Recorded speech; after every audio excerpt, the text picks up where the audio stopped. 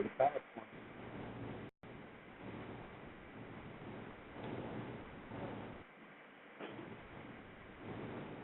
You see well the presentation? Yes. Everybody okay? Yes. Yes.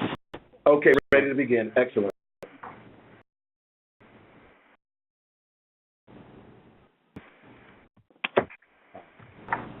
Good afternoon, everybody. This is John Normile.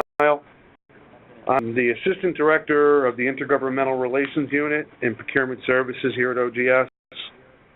One of my responsibilities is to oversee the Preferred Sources team. In this webinar, we will be presenting information on how to use the new Preferred Source electronic service application. We're going to background on the new service application, and then we're going to walk you through how to fill it out and submit it to OGS. I'm taking questions during the webinar. We're going to provide an email address for you to submit questions. We'll post answers to these questions within the coming days. I had hoped that everyone's phones would be muted. Unfortunately, we had a hiccup with WebEx. That's not the case. I'm going to ask if everyone could please mute your phones, not distracted by, typing or back conversations or ringing phones or anything. So if you could please mute your phones, I would appreciate that. We're recording this session, and our expectation is that we're going to be able to post it to the Preferred Sources website for anyone who wasn't able to participate today in the webinar. As the host, I can only see PowerPoint. I can't see any of the messaging or chat features in WebEx. So if you're entering information, please don't expect a response from me. We'll address questions and suggestions that are submitted by email. One of the team trying to monitor the webinar from another computer. Hopefully, there's going to be no issues in the event something goes wrong with WebEx. I'm expecting he'll know. So the forms themselves already posted to the website. And within a couple slides of the beginning of the presentation, you'll see web address. You'll be able to go access the forms anytime. As far as background, there are terms that we use in the webinar, we will be using in the webinar that require some explanation. Likely they won't, but we may use the term facilitating entity or FE. By that we mean either NYSPSP or NYSED. A purchasing agency, we use that term with the understanding that some of the purchasers may be an authority or a locality or a county, but in general we just use purchasing agency. The acronym ESA, that's the Electronic Services Application. That's what we're going to learn about.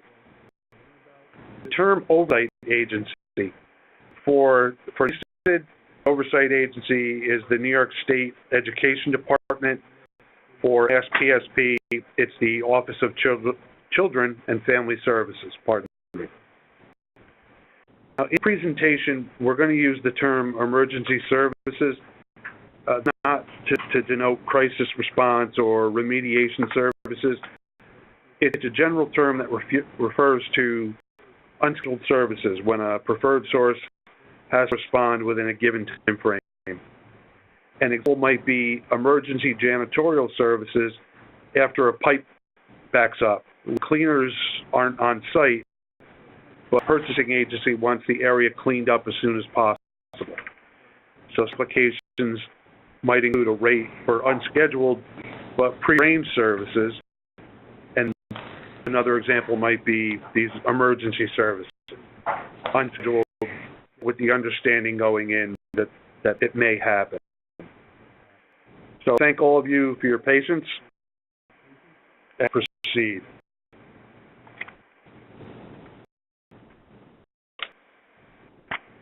So there are several reasons why OGS developed this electronic service application, and I'd like to share them with you briefly. First, we wanted to develop and promote some standardization of all the preferred source facility entities. We want to increase the efficiency of the review process, increase the purchasing agency involvement in the application process, and incorporate some standard procurement practices into the preferred source program. It's important that we establish at the beginning of this training that is a requirement to use the electronic service application. So everyone is required to use ESA if the value of the proposed service contract exceeds $50,000. So any instance where it must be submitted to OGS for price concurrence, you must use the ESA. We would encourage the purchasing agencies and facilitating entities to use this application for procurements that fall below the discretionary threshold. You're not required to do so. I'm getting some music through the phone. If if someone could please mute their phone, it'd be great. All right. Maybe that's about to be muted. All right. It's getting louder. All right. I can't identify who that person is with the music on, but if you could please mute that. All right. I'm going to have to power through.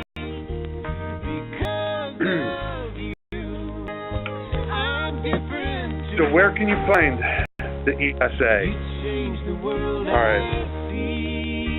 The ESA is available under the General Resources tab at our NICE-Pro webpage. The slide. Okay, everybody, we're just going to jump in a minute. Please excuse us. We're right on slide 4. We'll come back. We're just going to have to manually mute this person. We want to disturb the presentation any further.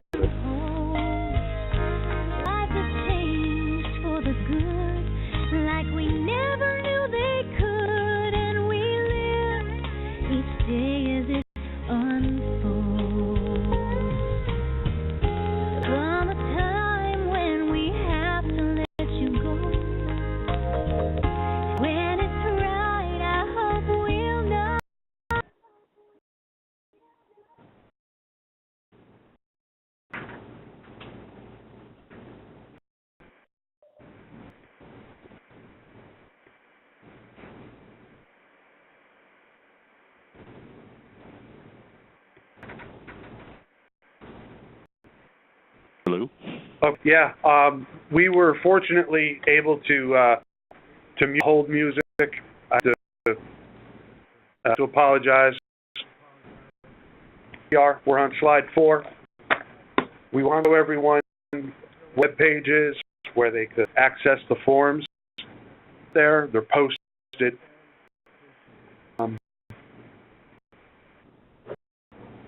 The link on the slide. When you get to the web page, click the General Resources tab, and it'll expand the bottom of that page, and you'll be able to see where the forms are.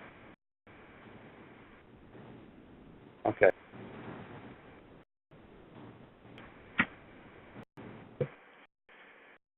This is the bottom of that web page after someone has clicked the General Resources button. You've got to all the parts of the ESA. So when you click the link, you're going to get, when you click one of the links, you're going to get the option to open or save. Choose save so that you're able to edit your document, and then we're going to update the forms periodically on our website. Be sure you're using the most up-to-date version of the forms rather than saving one version of the forms locally and using that forever.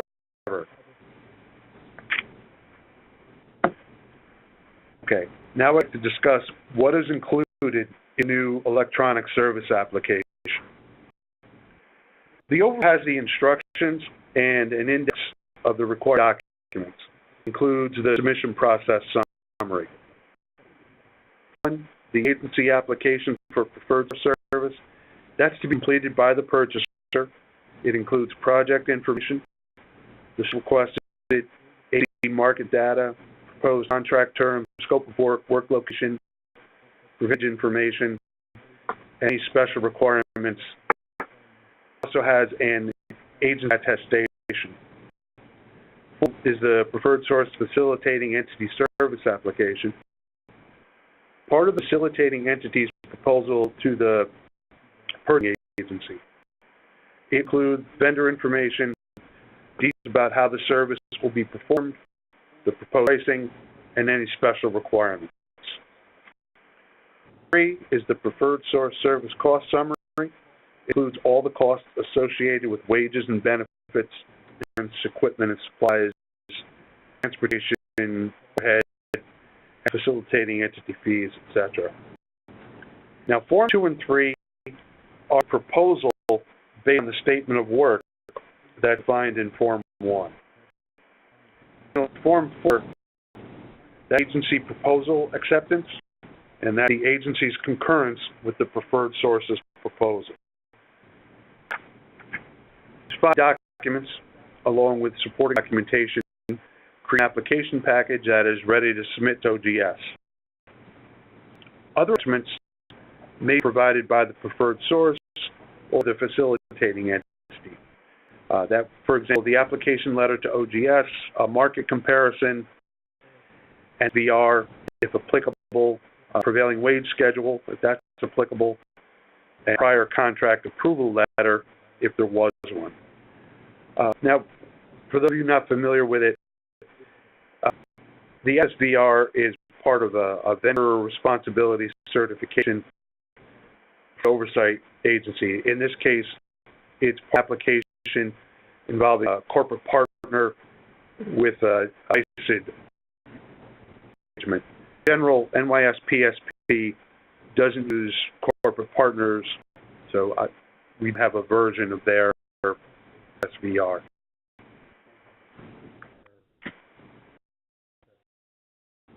Review. The limitations of WebEx, we want to include full images of the forms in the PowerPoint. So the slides are just to show you sections of the forms, how to fill them out. Once you view the forms, you will see that they are very self-explanatory. Now, I can't tab or I don't know how to tab back and forth during a presentation without derailing the webinar. So I have to just go by the samples we've been able to include within the PowerPoint slide. So the view has 3 parts. First, application submission process, instructions, final index. We're going to take a look at how to use each form, section by section, so you can see what we're looking for. Now is the top of the overview form. This is essentially the cover page of the application. At the top, there's a process summary. It starts with the purchasing agency filling out Form 1, sending it to the preferred source facilitating entity, and the preferred source facilitating entity fills out Forms 2 and 3, submit them to the purchasing agency. Then the purchasing agency will review and initial all the forms and attachments. Purchasing agency completes Form 4, submits all forms and attachments back to the preferred source facilitating entity. Finally, the preferred source facilitating entity will submit all the required service application documents that are listed and those to us at a mailbox for review.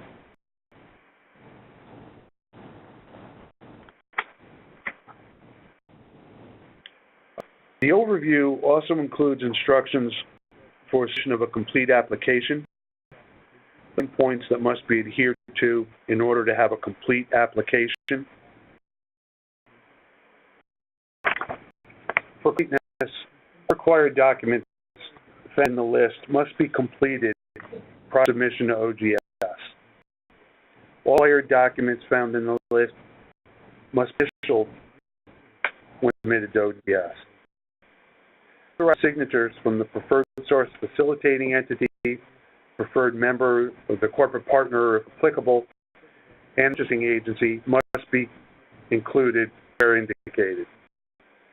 Purchasing agency initials have to be included where those are indicated. Those are required on all the documents in the application. 3 must be submitted in Excel format, and all forms and documents must be scanned into a single PDF formatted file. The PDF must be legible, correctly oriented, submitted along with the Excel file via email to the preferred source email box. The overview document serves as the cover to the application packet. All right, you click on the hashtag symbols on the document and appropriate page numbers to complete the form prior to submission. Now, if the failure to provide a complete application, it may result in the return of the application. A return is not a denial. You can submit a corrected application.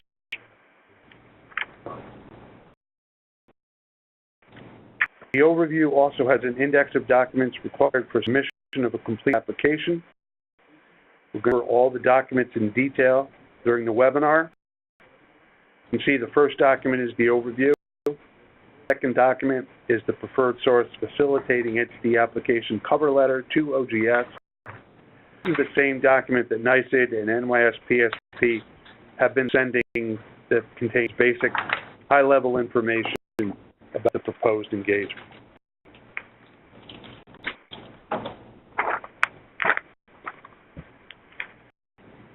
Okay. The purchase statement of work, Form 1. After facilitating entity application letter to OGS, we have the Form 1. Completed by the purchasing agency, each of the sections must be completed and additional documents may be attached.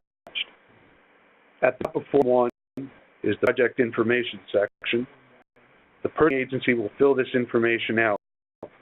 On the slide, you can see an example of a project information section filled out in its entirety. So, fill out, and obviously, these are all fictitious. None of them represent an actual application. The next is the approved preferred source services section. Each facilitating entity's drop-down boxes will contain only the services for which they are approved. Make sure that you are checking on the list of preferred source offerings to ensure that the approved definition of the preferred source service which you are selecting meets needs. The preferred team will update the published version of the form whenever a facilitating entity is approved for a new service offering. Next is the purchasing agency to identify whether or not they have a competitively awarded contract service set within the last 5 years. If you do, please attach a copy of the contract scope and pricing to Form 1. That's going to help OGS in establishing the prevailing market rate. Then proposed contract term. There's no required format for the term.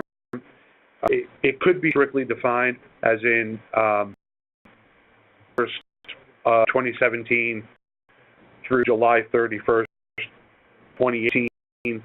It may be defined simply as a year or 2 years date of award. Now, finally, describe project scope of services. This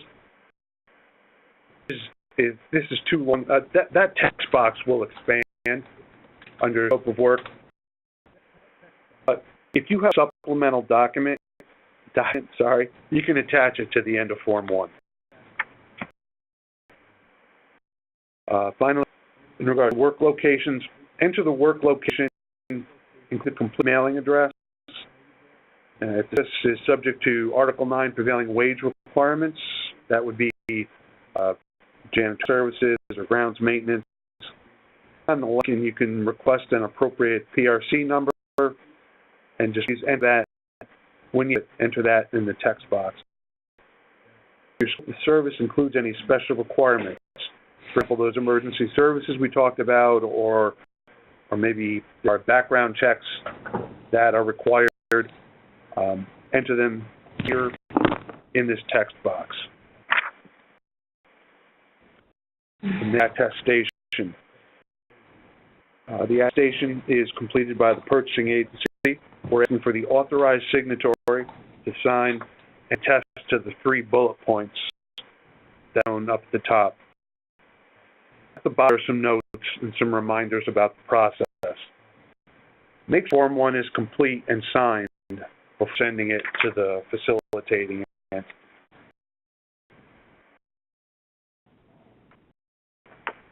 On to Form 2. Form 2 is the facilitating entity service application. In their response to Form 1, it contains the necessary information for the facilitating entity's proposal. Each of the sections must be completed, and additional forms may be attached. What on this slide is the top of the form. It has the member agency and the corporate partner information, if that's applicable. Say member agency, we know that NYSED has preferred member agencies, and NYSPSP has select not-for-profit agencies or NPAs. We're member agencies, that's just our shorthand version referring to those agencies. Similarly, we are using the term corporate partner here in finance law rather than facilitating agency may use the term associate member. Second is the purchasing agency information. So please, that this information is what's presented on Form 1. Next, Form 2 is the prevailing wage information. This information should also match what's presented in Form 1. It isn't subject to Article 9 prevailing wage. You can click No in the drop-down tab and leave the other boxes blank.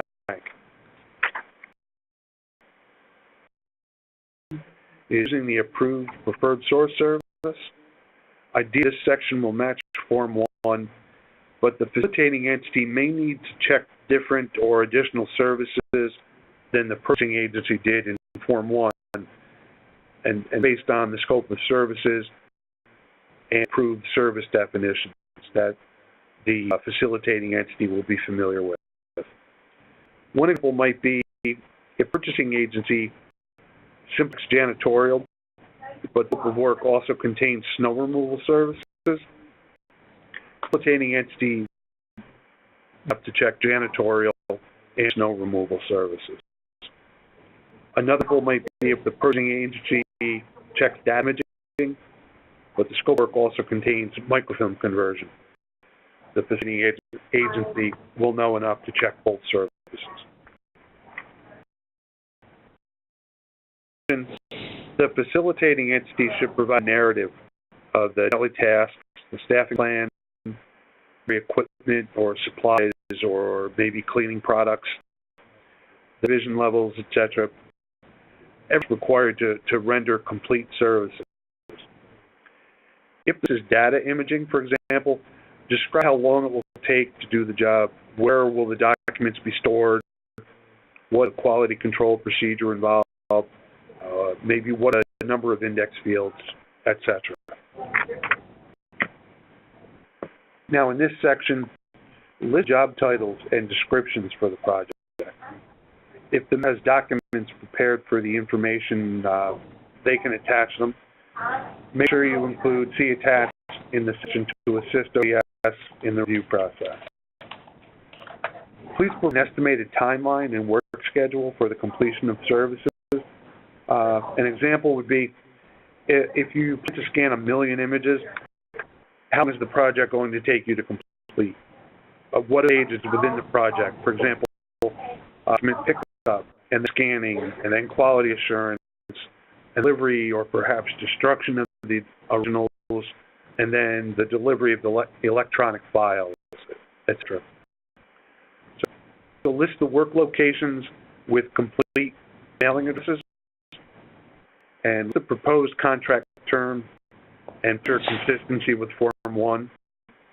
This is redundant, but the reason for this is to make sure everyone involved in the process is on the same page and has all the same information. So this is where you're going to break out your price proposal. The next section, the facilitating entity's opportunity to include any special requirements, such as industry standards or background checks or emergency service requests, etc. On the attestation, we're looking for the preferred source member's signature, the corporate owner's signature, if applicable, and preferred source facilitating entity's signature. The purpose of this attestation is to confirm that the information submitted within the application is correct, and it will be used for the express purpose of assisting. OJA is going to use it to complete our review. The bottom of the section has some additional notes about the process.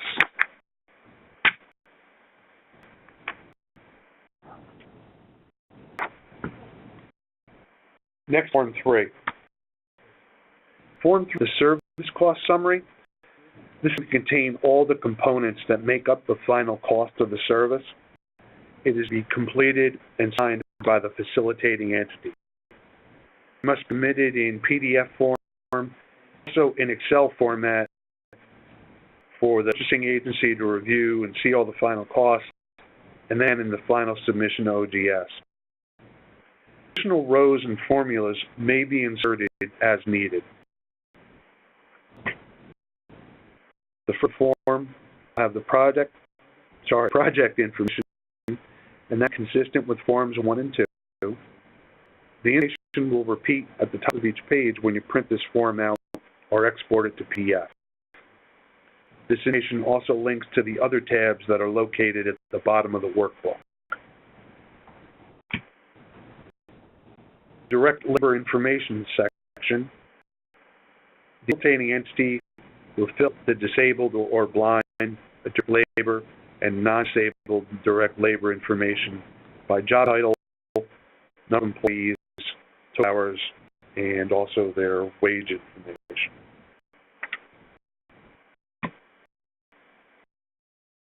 Is an example of a completed direct labor information section.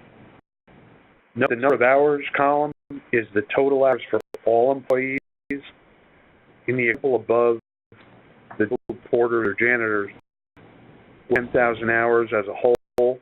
The non-disabled working supervisors work 4,000 hours as a whole. And if additional roles, may be inserted as necessary. The next, disabled labor ratio, FTE information section, that's FTE full-time equivalent. The information will auto-populate from the direct labor information section. You can see applicable direct labor workforce affirmation statement from the drop-down box and provide a signature if all the information appears accurately. Note, this form will replace the value-added statement. Next section is the indirect labor section. To the direct labor section, the facilitating entity will fill the indirect or disabled, blind, and indirect non-disabled labor information by job title, number of employees, total number of hours, and wage information.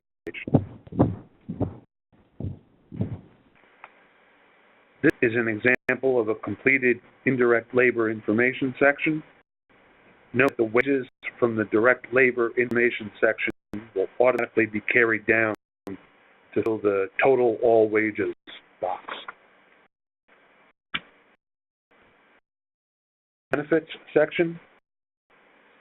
The facilitating entity will fill in the appropriate benefits information in all applicable sections of labor. Nothing's left, so you can add or subtract rows and forms as necessary. Is an example of a completed employee benefits section. This will auto-populate from the labor information sections. Once again, rows and formulas can be added or adjusted as necessary. Is an example of an employee benefits summary. Totals will auto-populate from the benefits sections that are higher or above in the form. And finally, fill summary of insurance by insurance type and cost, and rows and formulas aren't locked. They can be edited or adjusted as necessary. An example of a completed insurance section. Once you fill in the insurance type and cost, the total number will roll up in total insurance cell. The next section is for equipment amortization costs. You can enter a description of the equipment that's going to be amortized. The original cost and the useful life number of years. The row formulas, once again, aren't locked and they can be added or adjusted as necessary. Example of a completed equipment amortization cost section. And again, the rows, the formulas can be adjusted as necessary. Equipment operating costs and supplies and non-amortized equipment sections. Sections according to the applicable rates, the supply costs and quantities. Queries can be edited whenever that's necessary. Here's of completed equipment operating costs and supplies and non-amortized equipment sections. Please know that you're providing enough information for OGS to determine that the costs are necessarily incurred. For example, if you're charging mileage or maintenance, please provide enough backup for OGS to verify the costing. Is for other costs that are not covered under the previous headings. Examples might include uniforms, perhaps dumpster rental. And here's a completed other costs section. This in the corner of the slide called contract subtotal. The subtotal is a subtotal of all charges before the overhead and preferred source fees are applied. The sections are overhead and service fees, as well as options for extension. In the overhead and preferred source fee section, with the overhead and preferred source fee amounts, and the percentages will auto-calculate.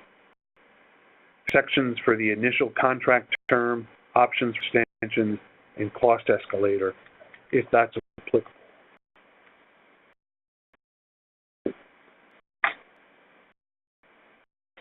We're moving into the home stretch.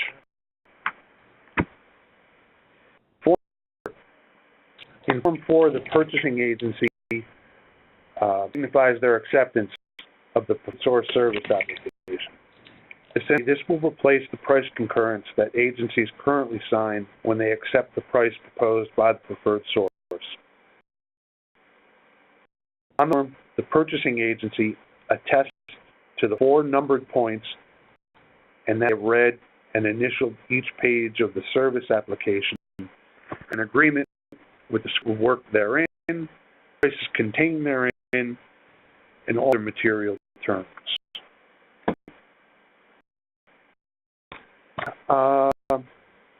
We've gone to the 4 electronic forms. I'm going to talk about some of the additional documents that are listed on the application overview. One would be a market comparison, to be the facilitating entity's documentation that their base is statutorily compliant. This is a required part of all service applications. Attached is the Access VR, this documentation from New York State Education Department that approves a corporate partnership for NYSED is only required NYSED application when there's a corporate partner involved. 3 is the prevailing wage schedule. Service is subject to Article 9 prevailing wage law. Then appropriate prevailing wage schedule for each applicable must be included. If the schedule was attached to Form 2, it'd have to be attached here again. Won't attach to once.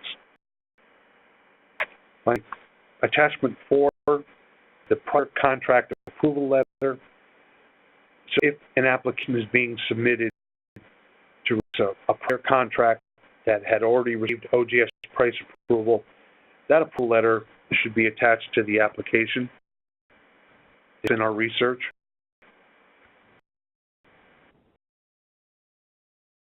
So we went over the process one more time.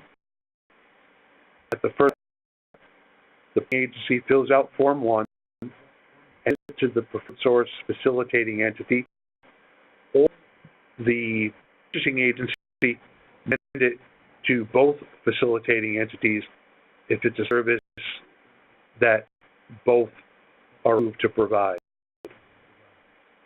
The preferred facilitating entity will fill out Form 2 and 3 and submit all applicable application attachments to the purchasing agency. The purchasing agency will review and initial all the forms and attachments that are included in the preferred source facilitating entity's application. The purchasing agency completes Form 4, then submits all the forms and attachments back to the preferred source facilitating entity. The preferred facilitating entity will submit all the required service application documents to OGS for review.